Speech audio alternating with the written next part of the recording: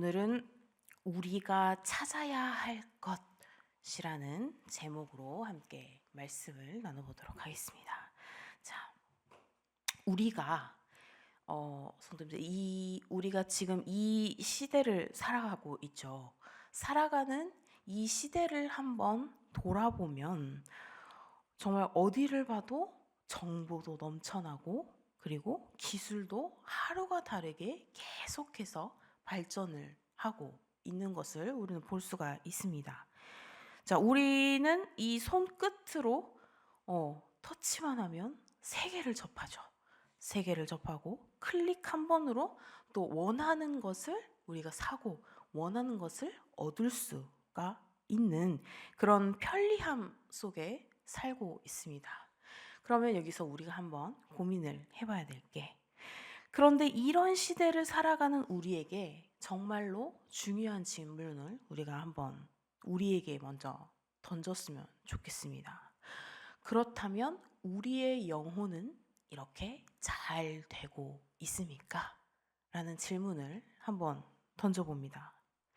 자, 오늘 이 아모스 8장의 본문은요, 단순히 이 먼 과거에 이스라엘 백성들만을 향한 메시지가 아닙니다. 바로 하나님의 말씀을 잃어버린 그 시대를 살아가는 모든 이들에게 주어지는 경고이자 메시지인 것이죠. 자, 아모스 선지자가 전한 그 여름 과일 바구니 환상이죠. 그 환상은 당시 이스라엘의 영적인 상태를 굉장히 적나라하게 드러나고 있습니다. 자, 탐욕과 자기 중심적인 삶, 그리고 하나님의 말씀을 무시한 결과로 인해서 심판의 때가 가까워졌다라는 경고였죠. 자, 그렇다면 오늘날 우리의 삶은 과연 어떤지? 우리는 여전히 교회를 다니고 또 성경을 읽고 기도를 합니다. 하지만 그 모든 것이 정말 우리의 영혼을 살리는 역할을 하고 있는 그러한 기도인가요? 그러한 예배인가요? 아니면 단순히 그냥 형식에 그치고 있나요? 오늘 이 말씀을 통해서 우리가 이 하나님의 말씀 앞에서 우리의 삶을 다시금 점검하고 회복할 수 있는 그러한 길을 찾아보고자 합니다. 자, 하나님의 말씀은 우리 영혼의 생명선입니다. 오늘 본문을 통해서 우리가 두 가지의 큰 도전을 받을 수가 있는데, 먼저 우리가 하나님의 말씀을 얼마나 소중하게 여기고 있는가를 한 가지로 도전받을 수 있고, 또 한 가지로는 그 말씀에 순종하며 살아가고 있는가를 우리가 다시 한번 돌아보면서 도전을 갖기를 원합니다. 그래서 이 말씀의 경고와 초대가 오늘 우리의 심령에 깊이 새겨지기를 소망합니다. 자, 그래서 1절에서 3절을 보시면 하나님께서 아모스에게 보여주신 이 여름 과일 바구니, 도대체 이 여름 과일 바구니가 어떤 것인가? 자, 보기에는 굉장히 탐스러워 보이죠. 그리고 우리가 여름에 먹는 그 제철 과일들, 또 이 당시에 먹을 수 있는 그 여름 제철 과일들, 굉장히 탐스러워 보였을 거예요. 우리가 그곳이 굉장히 풍족하다 했기 때문에, 또 그들이 그 수확하는 모든 것들이 다 굉장히 풍족했던 것들이기 때문에. 자, 그런데 이것은 이스라엘의 끝을 상징한다라고 합니다.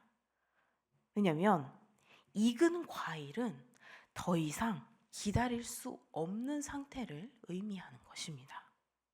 자, 하나님께서는 오랫동안 참고 기다리셨어요. 오랫동안 참고 기다리셨지만 이제는 심판의 때가 도래해왔다. 더 이상 기다릴 때가 없다라는 것을 알려주시는 거죠. 특히 3절에서 궁전의 노래가 통곡으로 변한다라는 이 말씀은 사치 그리고 쾌락 속에 빠져있던 이 백성들이 갑작스러운 심판을 맞이하게 될 것을 의미를 합니다. 너무나 잘 즐기고 너무나 기쁨 속에서 자기들을 생활하고 있다가 갑작스럽게 맞이하는 그 심판에 이들이 그 기쁨을 그만두고 통곡을 한다라는 것이죠.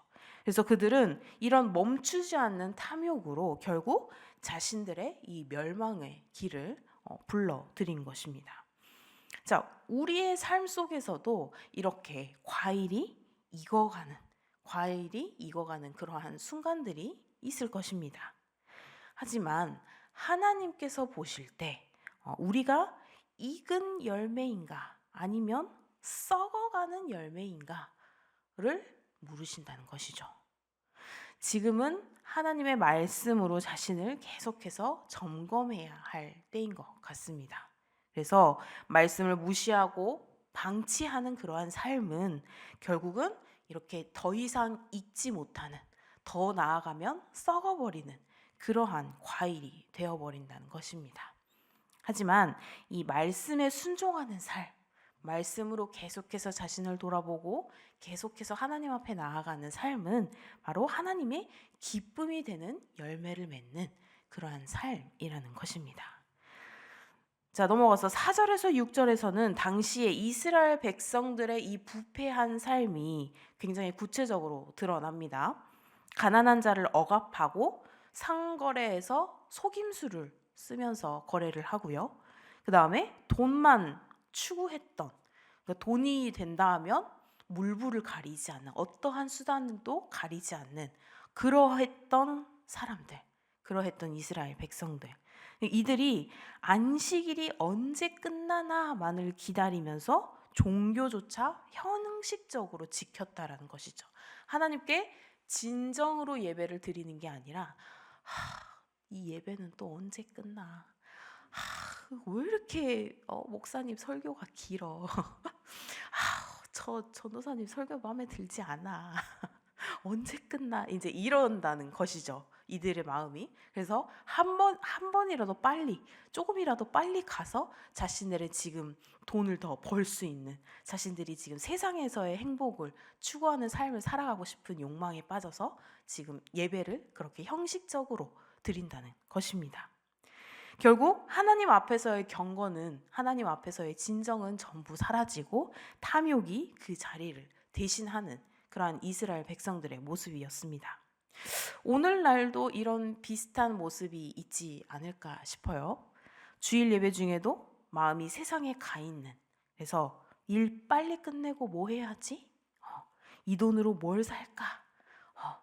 또 뭐 여러 가지들이 있겠죠. 그런 것처럼 그러한 생각이 한 번씩 우리의 신앙을 흐리게 할 때가 있다는 것입니다.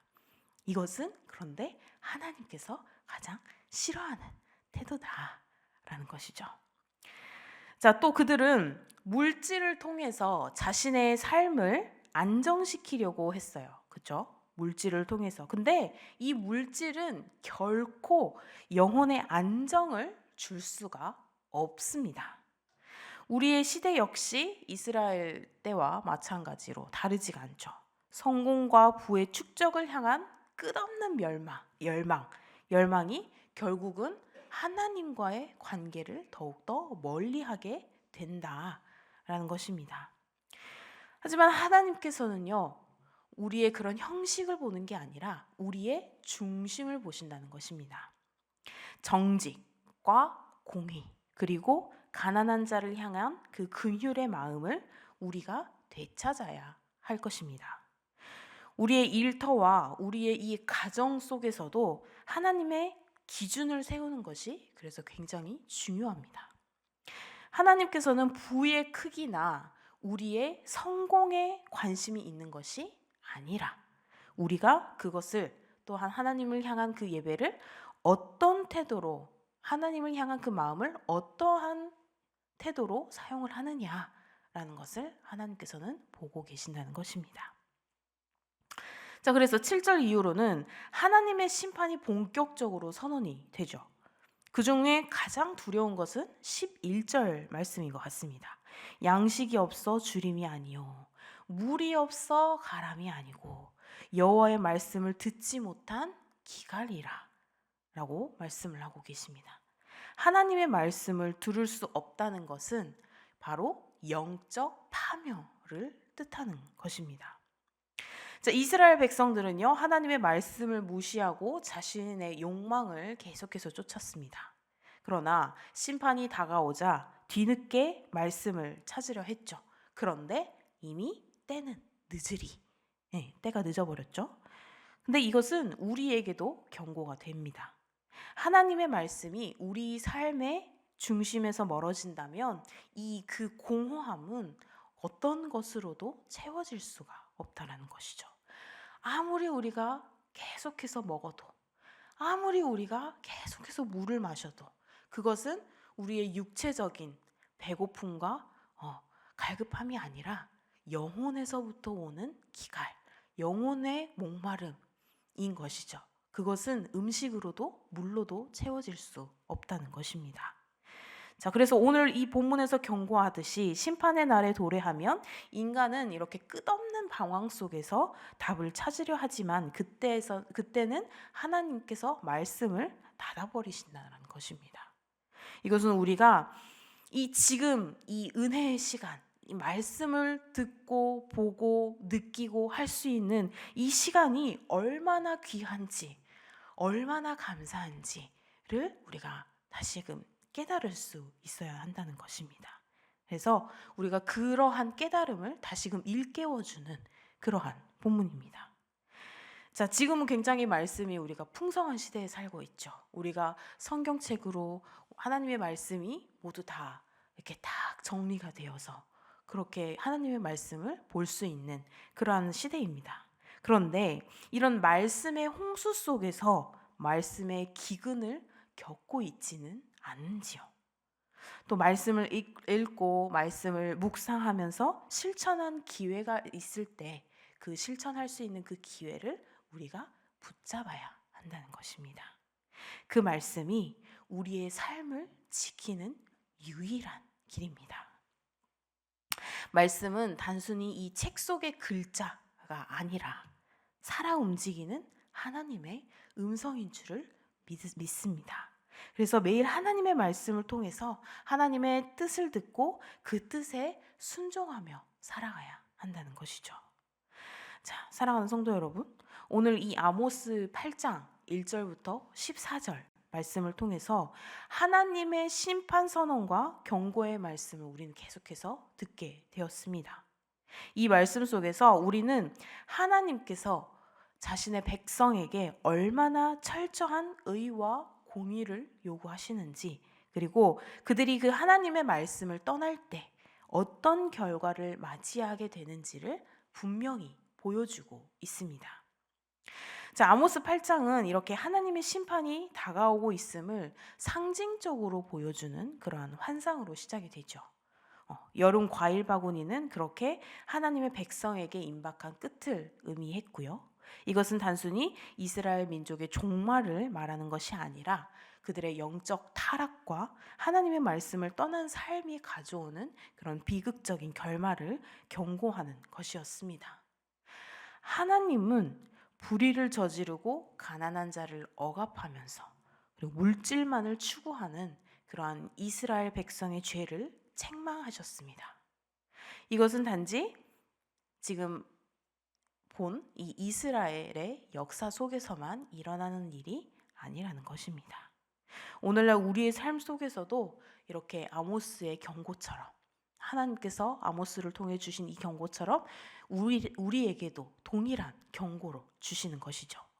특히 이 아모스 8장 11절에서 12절까지 이 말씀에서는 하나님의 말씀을 향한 그 기근에 대한 경고, 이것은 우리에게 매우 중요한 교훈을 줍니다. 자, 보라, 날이 이를지라 내가 기근을 땅에 보내리니 양식이 없어 주림이 아니고 물이 없어 가람이 아니고 여호와의 말씀을 듣지 못한 기갈이라. 자, 이 말씀이 아까 말씀드렸듯이 단지 육신의 결핍을 말하는 것이 아니라 하나님의 말씀을 듣고도 그것을 무시하고 더 이상 말씀을 갈망하지 않는 그런 영적 기갈의 상태를 경고하는 것입니다. 하나님의 말씀이 없는 삶은 결국 영적으로 황폐해지고 소망을 잃게 된다라는 것입니다. 자, 오늘날 우리는 이렇게 하나님의 말씀을 접하기 너무 쉬운 환경에 접해 있습니다. 아까 우리가 처음에 말했던 것처럼 손가락 하나로, 어플 하나로 터치해가지고 하나님의 말씀을 들을 수도 있고, 우리가 쭉 손가락 하나로 볼 수도 있고, 그렇죠? 그런 시대에 살고 있습니다. 성경이 우리 손 안에 있고 언제든지 읽고 언제든지 묵상할 수 있는 그런 환경이 주어졌습니다. 하지만 말씀을 접할 수 있다는 사실이 곧 말씀을 우리의 삶 속에서 살아내고 있다는 것을 의미하지는 않습니다. 자, 현대인들은 바쁜 삶 속에서 이렇게 말씀의 중요성을 점점 잃어가고 세상의 유혹에 더 많은 시간을 투자하며 영적인 기갈 상태로 빠져들고 있습니다. 우리가 오히려 너무나 나에게 가깝고 너무나 나에게 함께 있고 이러면 우리가 소중함을 잠시 잊게 된다라는 말처럼 우리가 이 소중함을 사라져서 그것을 그때는 그게 너무 소중했구나라는 것을 없어져야 깨닫지 마시고 우리가 있을 때 우리가 이러한 말씀을 통해서 우리가 이게 얼마나 소중한지를 우리가 있을 때 깨닫고 그래서 감사함으로 기쁨으로 우리가 함께 하나님의 말씀을 통해서 그 말씀을 살아가려 노력하는 그런 우리 성도님들이 되셨으면 좋겠습니다. 그래서 우리가 이 말씀을 통해서 깨달아야 할 것은 하나님의 말씀이 우리의 삶의 중심이 되어야 한다는 것입니다. 하나님의 말씀이 단순히 우리의 그 종교적 의무를 다한다 그런 것이 아닙니다. 말씀은 우리의 삶을 변화시키는 능력이며 그리고 영혼을 살리는 양식입니다. 우리는 말씀 없이 살 수 없습니다. 믿으십니까? 네. 그것을 우리의 삶 속에서 실천해야 한다는 것입니다. 그래서 말씀은 우리의 심령에 빛을 비추어 주는 그런 등불이라는 것을 우리가 놓치지 말고 그래서 우리가 갈 길을 알지 못할 때 이 말씀이 우리의 그 길을 우리가 알 수 없는 그 길을 인도하며 우리의 잘못된 길을 돌이켜주는 나침반이라는 것을 우리는 깨달아야 합니다. 그래서 우리가 이 세상의 혼란과 이 세상의 유혹 속에서도 올바르게 살아가기를 원한다면 바로 이 말씀을 우리의 삶의 기준으로 삼고 살아가야 할 것입니다. 그렇지 않다면 오늘 이 아모스의 경고처럼 하나님의 말씀이 끊어져 버리는 하나님의 말씀을 더 이상 우리가 듣지 못하고 더 이상 깨달을 수 없는 그런 영적 기근의 삶이 우리의 삶을 덮을 것이다 라는 이런 무서운 경고를 우리가 받을 수도 있다는 것입니다. 자, 사랑하는 성도 여러분, 하나님께서는 이스라엘 백성에게 심판을 선언하셨죠. 그 심판의 목적은 단순히 이들을 멸망시키는 것이다가 아니라 우리가 잘 알고 있듯이 그들이 다시금 하나님께로 돌아오게 하는 데 있었습니다. 하나님의 말씀은 우리를 책망하고 깨우치며 다시금 그분께 돌아가게 하는 다시금 그분에게 돌이키게 하는 그러한 은혜의 통로인 줄 믿습니다. 오늘 이 시간에 우리의 삶 속에서 이 말씀을 소홀히 여겼던 부분이 있다면 하나님 앞에 다시금 회개로 나아가면서 다시금 이 말씀의 자리로 돌아오기를 결단했으면 좋겠습니다. 그래서 이 아모스 8장의 경고를 가슴 깊이 새기며 이 말씀에 대한 갈망을 회복하고 그리고 그 말씀을 따라 살아가는 참된 성도의 삶을 참된 하나님의 백성의 삶을 살아가기를 소망합니다. 그래서 하나님의 말씀이 우리의 영혼을 살리고 우리의 삶을 변화시키며 그리고 우리의 공동체를 세우는 그러한 능력이 될 수 있기를 그래서 그러한 삶을 살아갈 수 있기를 주님의 이름으로 소망합니다. 기도하시겠습니다. 사랑과 은혜가 풍성하신 하나님 아버지, 오늘 우리에게 들려주신 이 말씀이 단순히 귀로 듣는데 그치지 않고 우리의 마음 깊이 새겨지는 역사가 일어나게 하여 주시옵소서. 말씀에 대한 갈망을 다시금 회복하게 하시고 우리의 삶의 중심이 오직 하나님의 말씀 위에 굳건히 서게 하여 주시옵소서. 주님의 말씀이 우리의 빛이 되고 우리가 갈 길 없는 우리가 방황하는 그 길에 아버지 아버지께서 오직 그 빛으로 저희들의 삶을 인도하여 주시는 그러한 등불이 되어 주시기를 원합니다. 주님, 오늘 하루도 온전히 주님께 맡겨드리오니 그러한 주님께서 비춰주시는 그 빛을 보고 따라가는, 그래서 주님께서 사랑하며 주님께서 기뻐하시는 삶을 살아갈 수 있는 우리 모두가 될 수 있도록 주님 우리의 삶을 인도하여 주시옵소서. 감사드리며 예수님의 이름으로 기도드립니다. 아멘.